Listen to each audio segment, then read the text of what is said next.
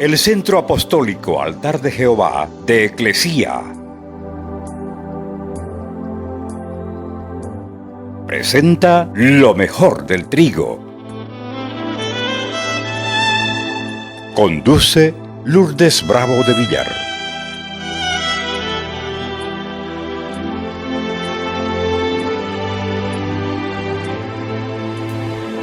La Biblia es la palabra de Dios, de tal manera que cuando la Biblia habla, Dios habla. Entonces seguimos avanzando en las jornadas y con la ayuda del Espíritu Santo cada vez nos vamos a dar cuenta del por qué se registraron las jornadas en la Escritura.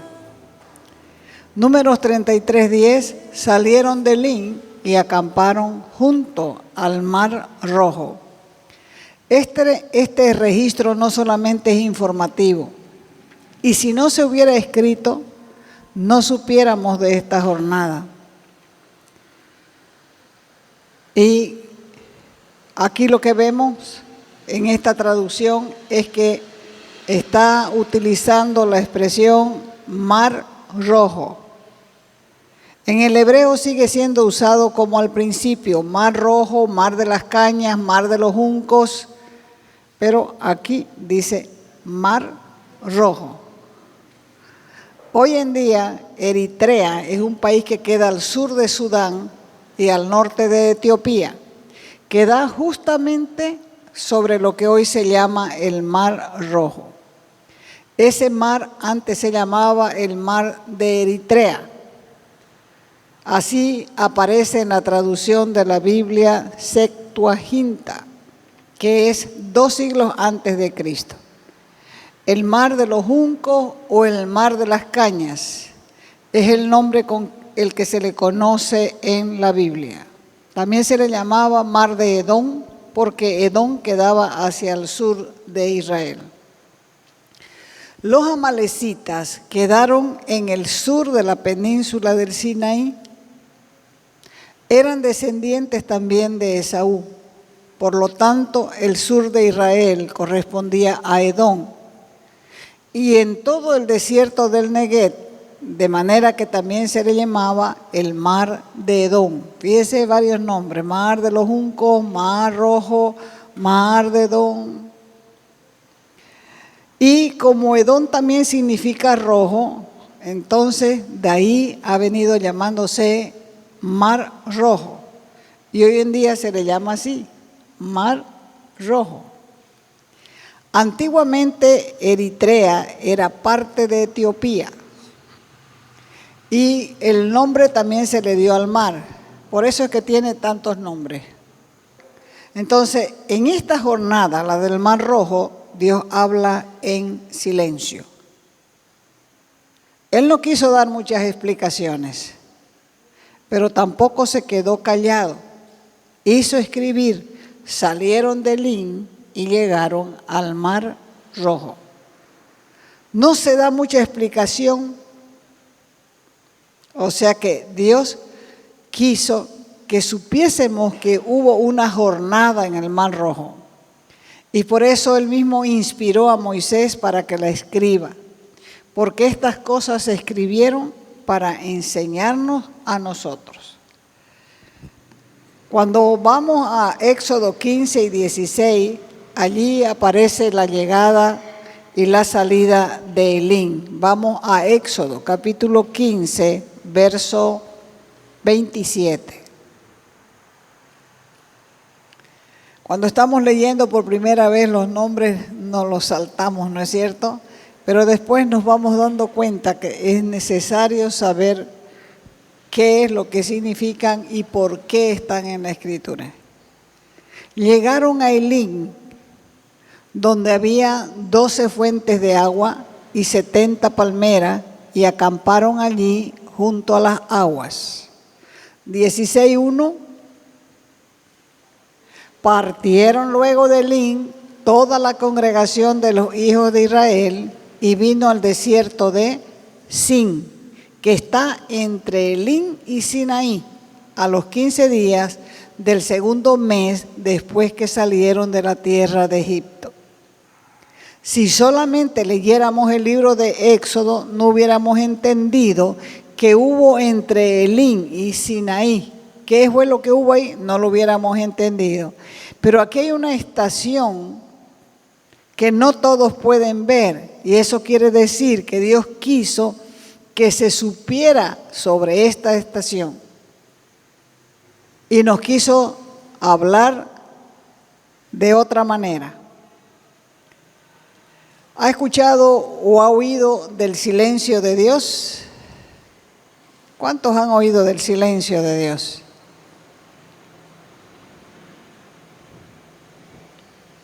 El silencio de Dios es muy conocido. Esto quiere decir que al morir algo en nosotros, puede haber un silencio. Tenemos que entender que cuando nosotros morimos, Cristo vive. El silencio es para hacer presente a Dios. En el silencio podemos tener experiencia con lo eterno. Estamos nosotros acostumbrados a pensar, a imaginar, a sentir. Y entonces estamos buscando la presencia de Dios de diferentes maneras, humanamente se puede decir. ¿Por qué? Porque nos asusta conocernos. Nos asusta quedarnos sin nada. No sabemos que el silencio forma parte de la relación con Dios. Porque Dios habla cuando nosotros estamos en silencio. A ver, comience a hablar usted, ore, a ver si Dios le va a hablar. ¿Cuándo le va a hablar? Cuando se calle, cuando esté en silencio. Está en silencio, pero está consciente de su presencia. Está esperando algo de Él. Ahí Él va a hablar.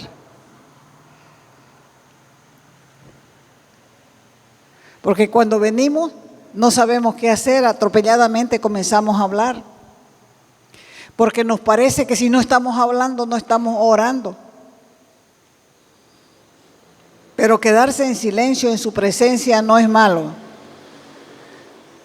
El silencio es para dar paso para que Dios nos hable.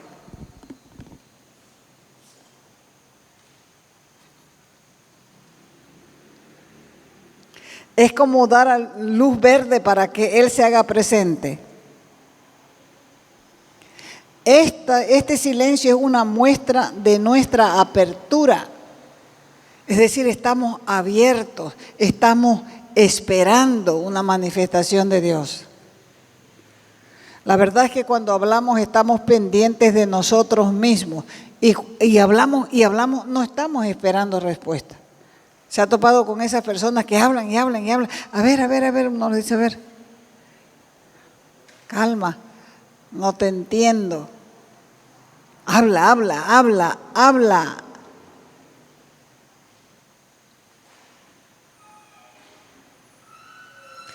Entonces, cuando nosotros hablamos, estamos pendientes de nosotros mismos. No estamos esperando respuesta. Y como no estamos esperando respuesta, no habrá un encuentro profundo y puro. ¿Por qué? Porque estamos excesivamente pendientes de nosotros y excesivamente enganchados en lo que nosotros queremos y deseamos. En cambio, en el silencio nosotros no somos los protagonistas. Es Dios quien tiene que serlo. Y nosotros, ¿qué es lo que vamos a hacer? Celebrar su presencia.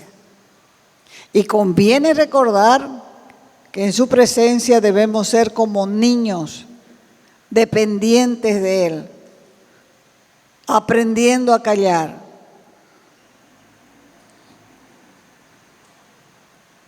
Jesús enseñó a la multitud, busquen primero el reino.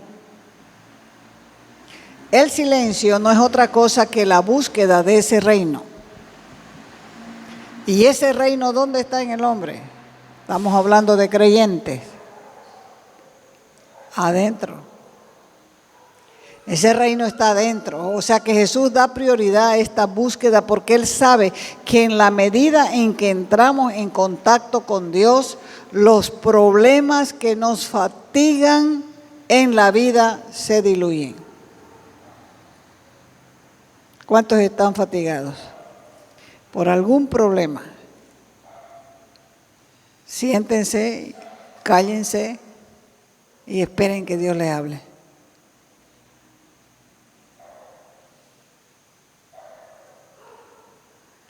Abrirse a lo eterno cura en un instante. Lo eterno sana el abandono, la soledad, el desaliento, los temores, las inseguridades. Así como el sol cuando va levantándose, va disipando la oscuridad. De la misma manera la presencia de Dios disipa todo. Fíjense que cuando cesa el aguacero, ¿se ve más claro o no se ve? Se ve más claro. Algo tiene que aquietarse. Algo tiene que morir en nosotros para que Cristo viva. Jesús dijo, el reino está dentro de ustedes. La salvación entonces, ¿dónde está? Dentro de nosotros. No sigan buscando respuesta afuera.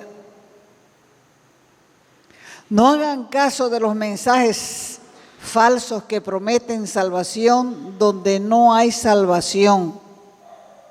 Pablo lo entendió claro y lo escribió diciendo, no vivo yo, mas Cristo vive en mí. Esto muestra un verdadero encuentro.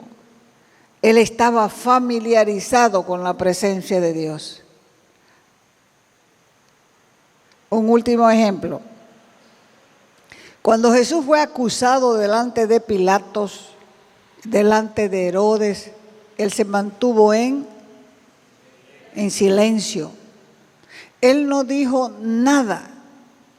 Ese silencio, sí, delante de ellos, decía más que 1000 palabras. En realidad, ese silencio parecía que no estaba diciendo nada, o parecía que no estaba diciendo mucho,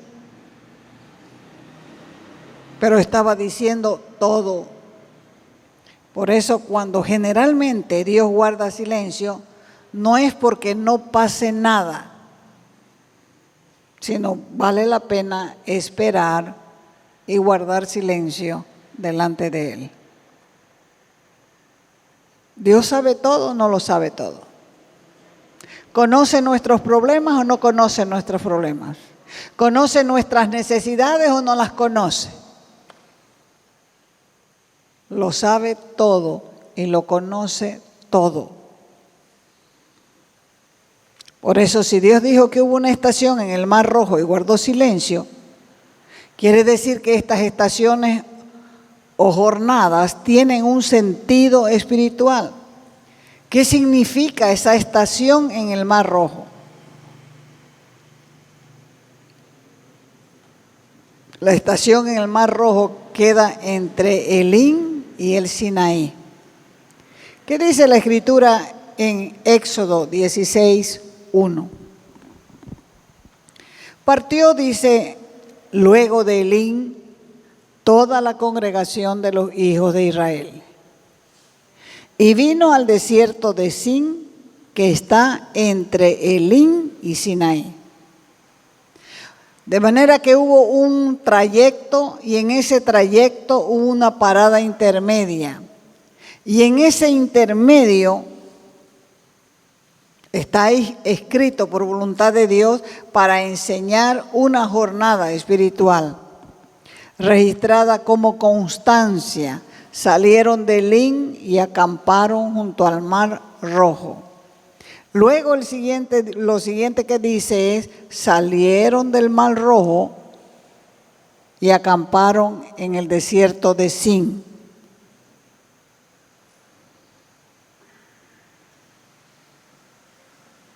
¿Cómo vamos a interpretar esa experiencia espiritual representada por el Mar Rojo? No es el cruce por el Mar Rojo, sino el paso por el Mar Rojo. Cuando iban entre Elín y el monte Sinaí. Si uno mira el mapa se ve un pequeño río ahí, que tiene, según la lengua, varios nombres. Dice el Wadi Tabillé o el Valle de Tabillé, que era un lugar donde se podía acampar porque había agua y habían arbustos. Esta estación o jornada se aproxima a la de Sin y hay más espacio y hay más detalle para aprender lecciones como el maná y las cosas que aparecieron allí. Sin embargo, entre Elín y la estación del desierto de Sin, ellos comenzaron a recoger maná. La recolección del maná sí tiene un sentido espiritual.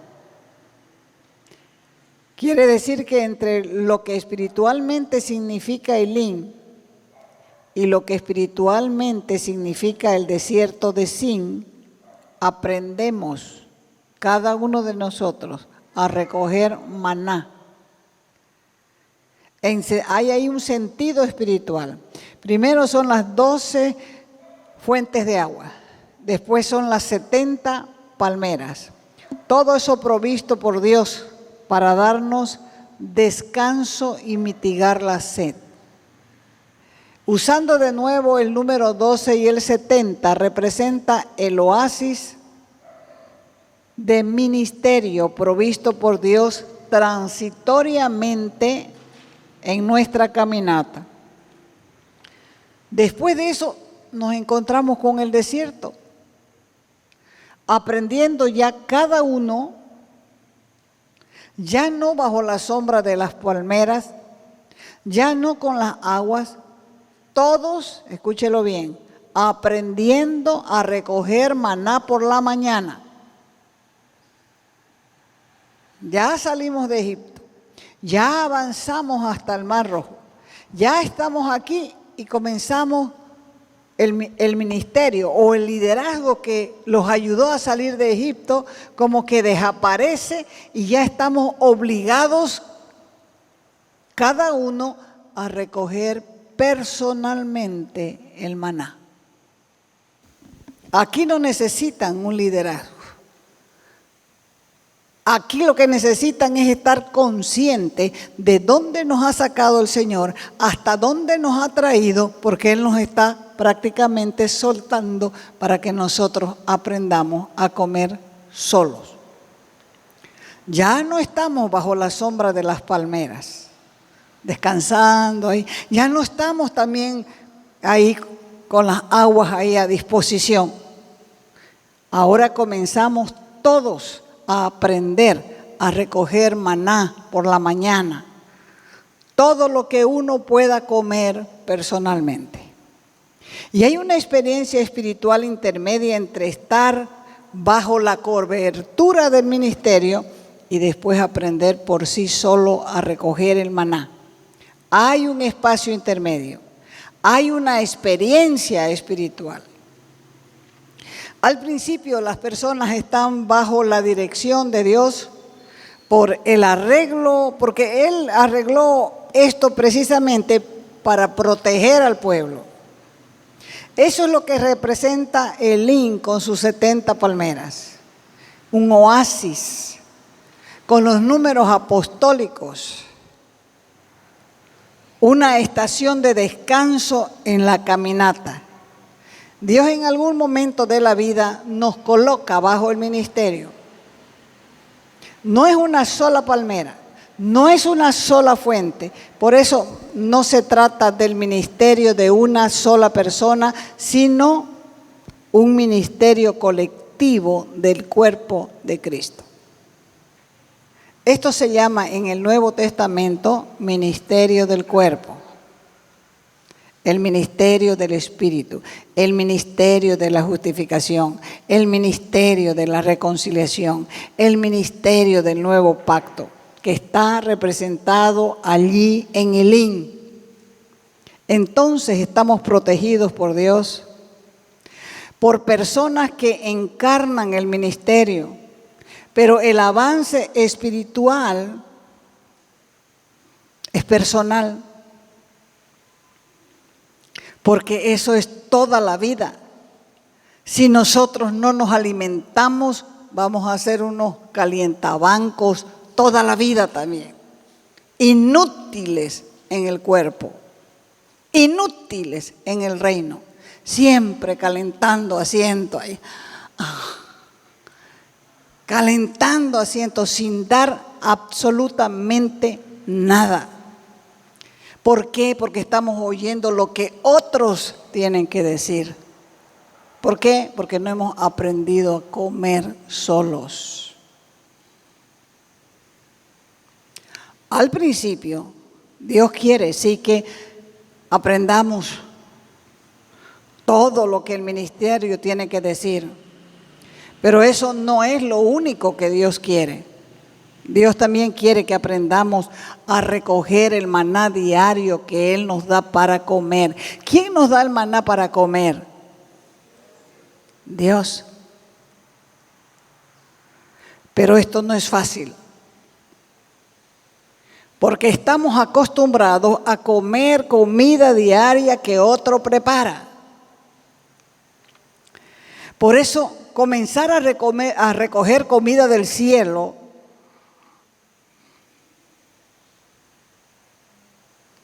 es aprender a depender de Dios.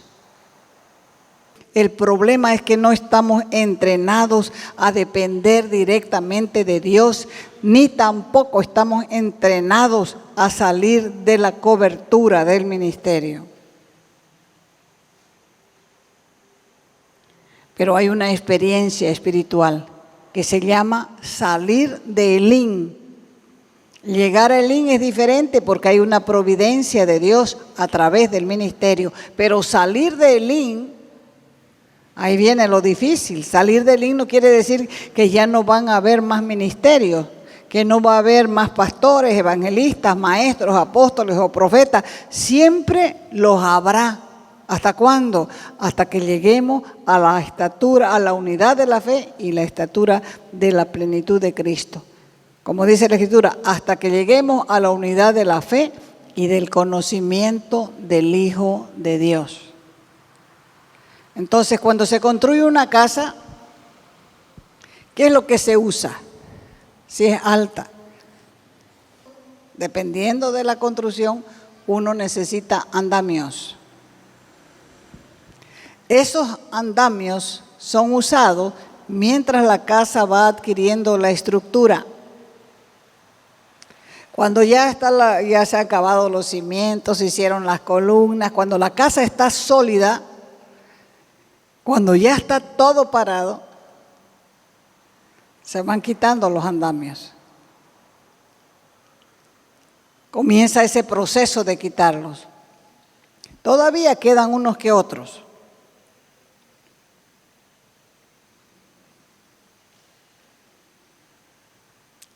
Pero en esta parte que está, hay una parte que está con andamios y otra parte que está sin andamios.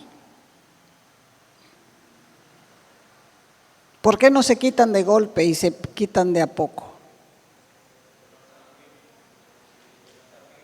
Porque no está firme.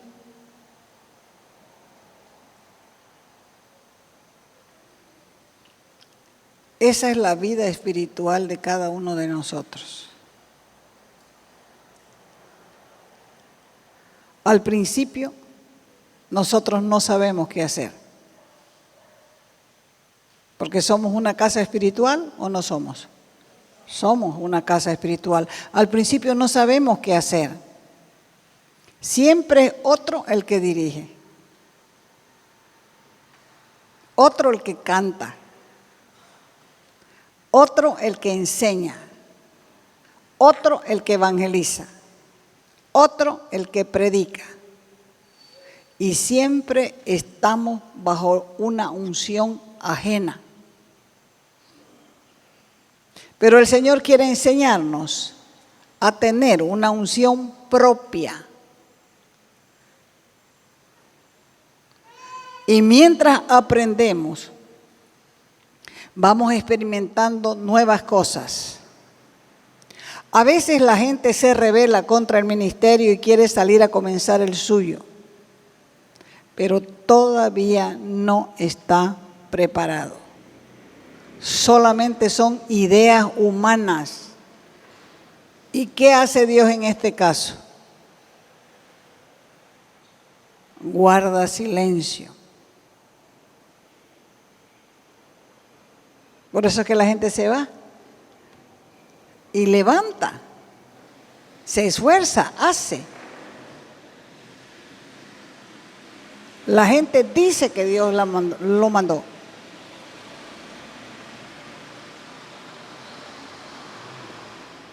Pero Dios no manda a gente a levantar nada sin cobertura. ¿Por qué?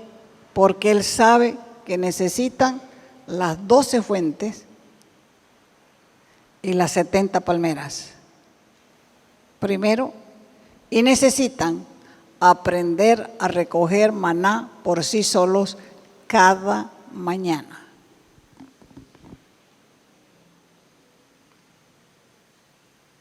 Se puede recoger maná cada mañana, pero eso no se aprende fácil. Vamos a tener que detenernos porque Dios tiene muchas cosas que decir, tiene muchas cosas que enseñarnos acerca de muchas maneras como fracasamos, acerca de muchas maneras que cometemos errores. Por lo tanto, nosotros necesitamos dirección. El Señor no va a estar diciéndote, mira, fracasaste aquí, fracasaste allá, cometiste un error más acá, otro acá, siempre está fallando. Dios no necesita estar acusándonos. Simplemente nos dice que entre el lin y el maná aprenderás muchas cosas. ¿Cómo se aprende a ser adulto? Después que salimos del lin, de la protección y el cuidado del ministerio y aprendemos a comer solos, comenzamos a convertirnos en adultos. Comenzamos a caminar como adultos. Al principio preguntamos y preguntamos. ¿Por qué? Porque estamos bajo cobertura. Pero debemos recordar que el lin es una etapa transitoria. Hay que salir del lin. Hay que salir de la falda de la mamá, del papá. Eso no quiere decir despreciar a los hermanos. Eso quiere decir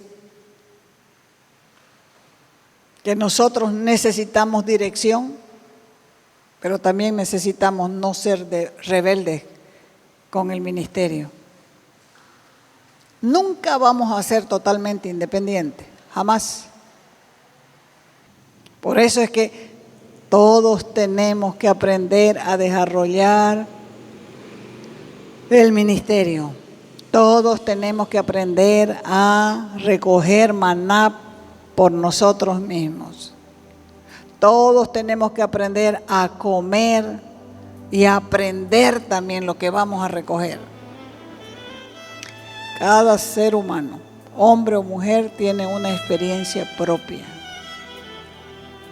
Y de escucharles uno aprende. Te invitamos a nuestras conferencias los días viernes y sábados a las 20 horas y los domingos a las 10 de la mañana y a las 20 horas. Calle Nicolás Suárez, esquina Félix Pinto.